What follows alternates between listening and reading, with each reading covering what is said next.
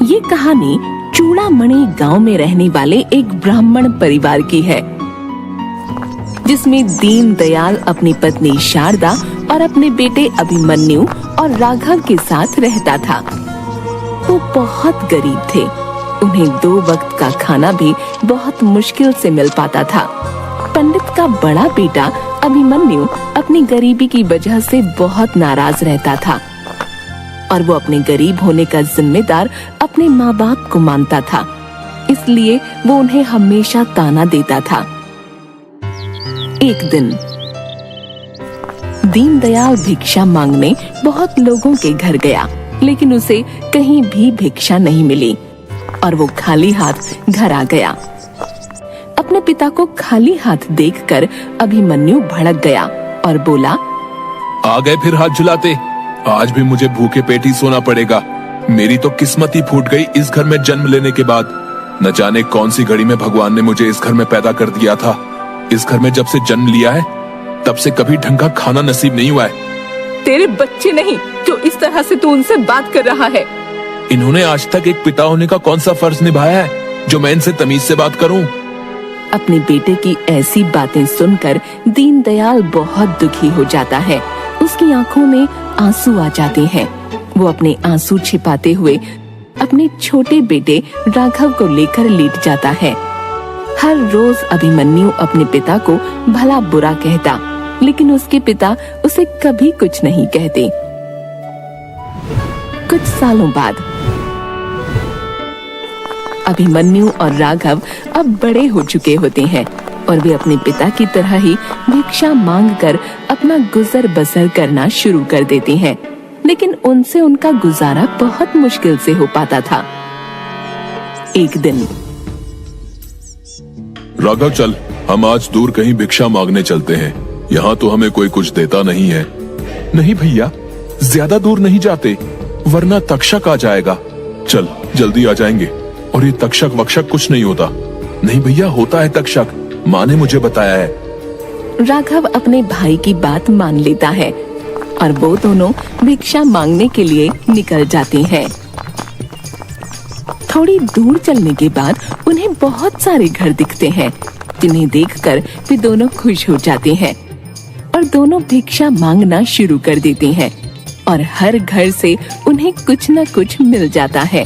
थोड़ी देर और चलने के बाद उन्हें एक घर मिलता है। वो वहाँ भी भिक्षा मांगने के लिए रुक जाते हैं। भिक्षाम देहि, भिक्षाम देहि। तभी उनकी आवाज सुनकर एक बूढ़ी औरत घर से बाहर आती है और कहती है, अरे तुम तो एक ब्राह्मण हो, तो मैं तुम्हें ऐसे खाली हाथ नहीं भेज सकती। तुम अंदर आ जाओ, मेरे पति आते ही होंगे। अभिमन्यु और राघव दोनों घर के अंदर चले जाते हैं और घर को देखने लगते हैं। तभी उन्हें कोने में रखी तस्वीर दिखती है। तस्वीर को देखते ही राघव बोलता है, ये कौन है? ये तक्षक है। तक्षक की वजह से ही देवी देवताओं का प्रकोप बारिश बनकर चूड़ामणि गांव पर बरस रहा है। राघव तक्षक का नाम सुनते ही डर जाता है। तभी अभिमन्यु बोलता है, देवी देवताओं का प्रकोप कैसे? और ये तक्षक कौन है? तक्षक मोगी देवी की पहली संतान थी। तक्षक बहुत लालची था। उसने देवी के सारे सोने को हड़प लिया था और जैसे ही तक्षक अनाज को हड़पने वाला था, सारे देवी देवताओं ने उस पर हमला कर दिया और अपनी संतान को देवी ने बचाने के लिए शर्त रखी। और वो शर्त थी कि कोई भी तक्षक की पूजा नहीं करेगा और सब तक्षक को भूल जाएंगे। क्या उसके बाद सब तक्षक को भूल गए? नहीं, कुछ सालों बाद ही चूड़ामणि गांव के लोगों ने तक्षक का मंदिर बनाया और उसकी पूजा की, जिसकी वजह से सभी देवी देवता क्रोधित हो गए। और तब से लेकर आज तक देवी देवताओं का गुस्सा चूड़ामणि गांव पर बारिश बनकर बरस रहा है। लेकिन लोगों के द्वारा मंदिर बनाए जाने पर तक्षक बहुत खुश हुआ और खुश होकर उसने अपना सारा सोना मंदिर को समर्पित कर दिया। क्या वो सोना अभी भी उस मंदिर में है? हाँ, ऐसा कहा तो जाता है कि उस सोने को पाने के लालच में कई लोग वहां गए, लेकिन वापस नहीं आए। राघव उस आदमी की बात सुनकर बहुत डर गया था और डरते हुए वह अपने भाई से कहता है, भैया चलो यहाँ से, मुझे बहुत डर लग रहा है। डर मत पागल, यहाँ थोड़ी ये तक्षक, अभी चल रहे हैं घर।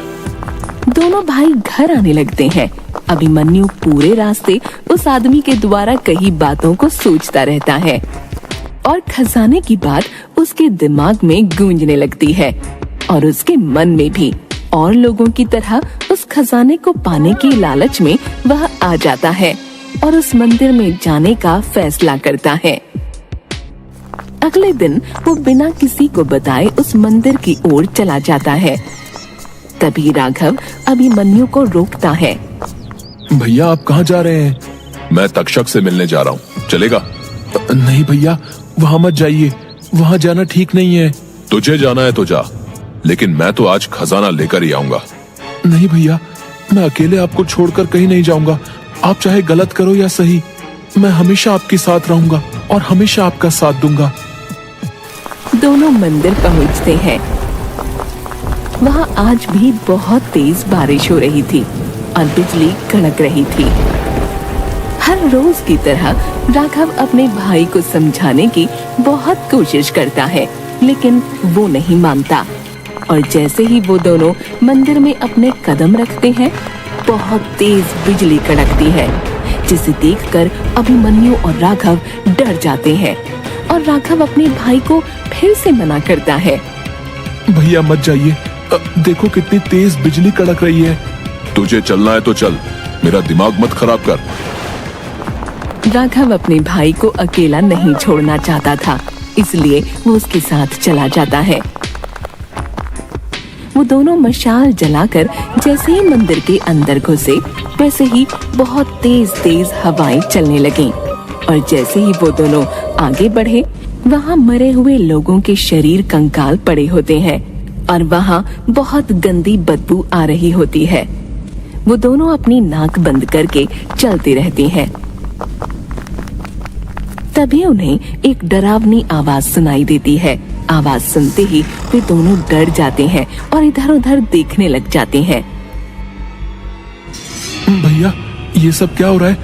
मुझे बहुत डर लग रहा है। अब यहाँ तक आ गए हैं तो खजाने की झलक तो देख लें। तभी अचानक से ऊपर से बहुत सारे कंकाल गिरने लगे और दोनों बचाओ बचाओ चिल्लाने लगे। तभी वहाँ अचानक एक भेड़िए की शक्ल वाला इंसान आ गया और वो बहुत भयानक आवाज निकालता है।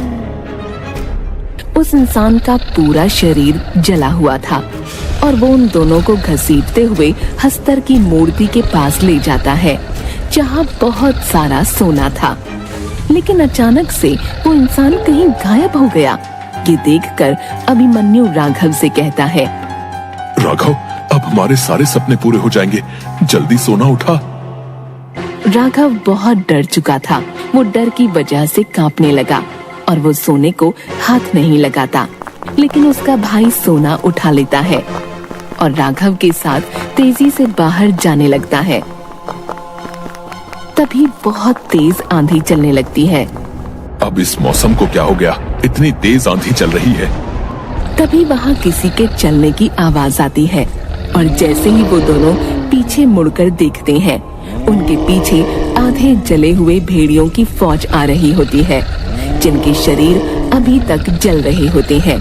ये देखकर दोनों भागने लगते हैं।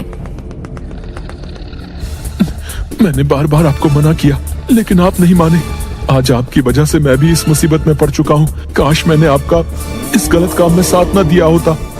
मुझे माफ कर दो, मेरे लालच की वजह से ये सब हुआ।